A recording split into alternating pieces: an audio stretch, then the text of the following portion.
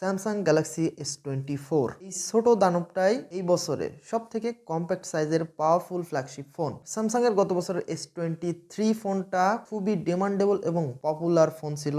যে দামে ফোনটা বাংলাদেশে বিক্রি হয়েছিল গত বছর 65 থেকে 70,000 টাকা রেটে S23 ফোনটা বিক্রি হয়েছে। আর ওই রেঞ্জে যা যা অফার করছিল ফোনটা কিন্তু আসলেই একটা ভ্যালু ফর মানি ফোন ছিল। তবে এইবার তাদের গ্যালাক্সি S24 ফোনটা কতটা মার্কেট দখল করতে পারবে এবং কতটুকু ভ্যালু প্রোভাইড করবে এটাই হচ্ছে দেখার বিষয়। তো চলুন দেখি আসলে এই ফোনটা কি ভ্যালু ফর মানি হবে কিনা। তুমি ডিজাইন দিয়ে শুরু করি। ডিজাইনে কিন্তু তেমন কোনো চেঞ্জ থাকছে না। স্যামসাং কিন্তু একই ডিজাইন প্যাটার্ন মোটামুটি 4-5 বছর ফলো করছে। তাদের এই সিম্পল অ্যান্ড মিনিমালিস্টিক ডিজাইনটা কিন্তু সবারই পছন্দের তালিকায় আছে। স্যামসাং ফোনের ডিজাইন পছন্দ হবে না এমন লোক কিন্তু খুঁজে পাওয়া মুশকিল। তো ডিজাইন নিয়ে নতুন করে কিছুই বলার নাই। এখানে শুধুমাত্র কালারের একটা পার্থক্য থাকছে। তারা প্রতি বছরই নতুন নতুন কালার নিয়ে আসে। বিল্ড কোয়ালিটিতেও কিন্তু গতবারের মতোই সামনে এবং পেছনে কর্নিং গরিলা গ্লাস ভিক্টাস 2 এর প্রোটেকশন থাকছে। আর্মর অ্যালুমিনিয়ামের ফ্রেম থাকছে। ওজনটাও গতবারের মতোই 167 গ্রাম ওজন থাকছে। থিকনেসটাও মোটামুটি সেম থাকছে 7.6 মিলিমিটার থিকনেস।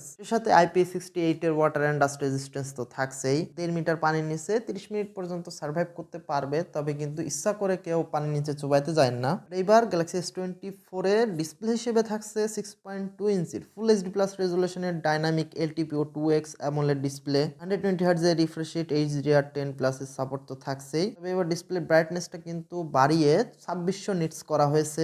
S23 তে ছিল 1750 নিটস। আর এবার ডিসপ্লেটা অল্প একটু বড় করা হয়েছে। S23 তে ছিল 6.1 ইঞ্চ, এবার করা হয়েছে 6.2 ইঞ্চ। আর S23 থেকে বেজেলটাও কিছুটা কমানো হয়েছে। এছাড়া in display ultrasonic fingerprint sensor তো থাকছেই। আর স্যামসাং এর ডিসপ্লে নিয়ে তো নতুন করে কিছুই বলার নাই, একদম সুপার কোয়ালিটির ডিসপ্লে পাওয়া যায়। ক্যামেরা সেকশনেও আগের বারের মতোই সেটআপ থাকছে। 50 মেগাপিক্সেলের ওয়াইজ যুক্ত মেইন সেন্সর, সেই সাথে 10 মেগাপিক্সেলের ওয়াইজ যুক্ত 3x টেলিফটো জুম লেন্স থাকছে। আর একটা 12 মেগাপিক্সেলের আল্ট্রা ওয়াইড অ্যাঙ্গেল লেন্স থাকছে। সো গতবারের মতোই সেম সেটআপটাই এবারও ইউজ করা হয়েছে। পিছনে মেইন ক্যামেরা থেকে সর্বোচ্চ 8K 30 fps এবং 4K 120 fps এ শুট করা যাবে। আর সামনে 12 মেগাপিক্সেলের একটা সেলফি ক্যামেরা থাকছে। সো সবকিছু আগের মতোই থাকছে ক্যামেরা সেটআপ। তবে এবার তাদের প্রসেসিংটা হয়তো আরেকটু ইমপ্রুভ হয়েছে।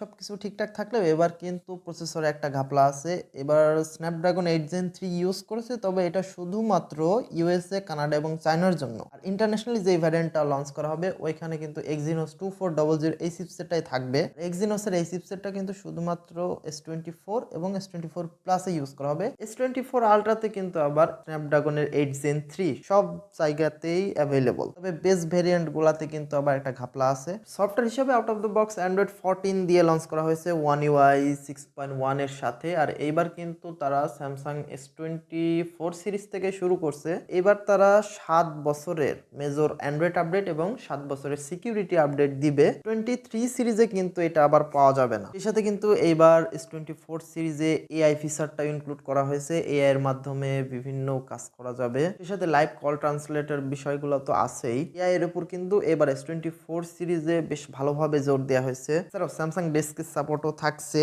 ওয়্যারলেস ডেস্কের সাপোর্টও থাকছে। তো ডেস্কটপ এক্সপিরিয়েন্সের সাপোর্টটা কিন্তু এখানে পুরোপুরি পাওয়া যাবে। মোটামুটি তাদের যে ফ্ল্যাগশিপ একদম হাই এন্ড ফোন আছে একদম আলট্রা, ওইগুলোর মতো এক্সপিরিয়েন্স পাওয়া যাবে। তবে এটা শুধু সাইজে ছোট, পারফরমেন্স কিছুটা কম পাওয়া যায় যেহেতু এটা একটা কম্প্যাক্ট সাইজের ফোন। এছাড়া dual stereo speaker, USB Type-C port 3.2 latest জেনারেশনেরটা ইউজ করা হয়েছে। এছাড়া ব্লুটুথ 5.3 NFC সাপোর্টও থাকছে। ব্যাটারি হিসেবে ইউজ করা হয়েছে 4000 mAh এর ব্যাটারি। S23 তে ছিল 3900 mAh এর ব্যাটারি, মানে 100 mAh এর ব্যাটারি এবার বাড়ানো হয়েছে। চার্জিং এর ব্যাপারগুলো আগের মধ্যে থাকছে। 25 ওয়াটের PD3 চার্জিং সাপোর্ট। বক্সের মধ্যে তো চার্জার পাবেনই না, সে অনেক আগে থেকে বাদ দিয়ে দিয়েছে। এর সাথে 15 ওয়াটের ওয়্যারলেস চার্জিং এবং 4.5 ওয়াটের রিভার্স ওয়্যারলেস চার্জিং এর সুবিধাও থাকছে। 4000 mAh এর ব্যাটারি থেকে মোটামুটি ডিসেন্ট একটা ব্যাটারি ব্যাকআপ পাওয়া যাবে। কালার হিসেবে এবার টোটাল 4টা কালার লঞ্চ করা হয়েছে: cobalt violet, amber yellow, onyx black, marble grey. আর দামের কথা যদি বলি, এখানে ইন্টারন্যাশনাল প্রাইসটা যদি ধরি 128 জিবি মানে বেস ভ্যারিয়েন্ট, এটা $799 লঞ্চ করা হয়েছে। তবে এটাতে একটা ঝামেলা আছে, 128 জিবি ভ্যারিয়েন্টটাই আবার UFS 3.1 স্টোরেজ ইউজ করা হয়েছে। অন্যান্য যে ভ্যারিয়েন্ট গুলো আছে 256 জিবি 512 জিবি, ওইগুলাতে আবার UFS 4.0 স্টোরেজই থাকছে। তো যারা এই ফোনটা নেয়ার কথা ভাবছেন অবশ্যই বেস ভ্যারিয়েন্টটা অ্যাভয়েড করে অন্তত 256 জিবি ভ্যারিয়েন্টটা নেওয়ার ট্রাই করবেন। তাহলে পারফরমেন্স পারফরমেন্সটা আরেকটু বেটার পাওয়া যাবে। আর এই ফোনটা বাংলাদেশে অফিসিয়ালি আসার সম্ভাবনা নাই বললেই চলে। আনঅফিসিয়ালি এই ফোনটার প্রথম দিকে 85 থেকে 90,000 টাকার মধ্যে সেল হবে, যেহেতু এবার ইন্টারন্যাশনাল প্রাইসটাও একটু বেশি। ধীরে ধীরে দাম কমে, তারপরও তো খুবই ওভার প্রাইস হয়ে যায় S23 সাথে যদি কম্পেয়ার করা যায়। খুব বেশি কিন্তু চেঞ্জ এইবার থাকছে না। তো যারা S23 বা 4 নেওয়ার কথা ভাবছেন তারা কিন্তু চোখ বন্ধ করে S23 ফোনটা এখনো নিয়ে নিতে পারেন, খুবই ভালো একটা ডিল। আর এই ফোনটা কিছুদিন গেলে যখন দাম কমবে তখন কিন্তু দেখা যায় বিষয়টা। তো এই তো ছিল আজকের ভিডিও, দেখা হবে আবার নেক্সট কোনো ভিডিওতে। সবাই ভালো থাকবেন।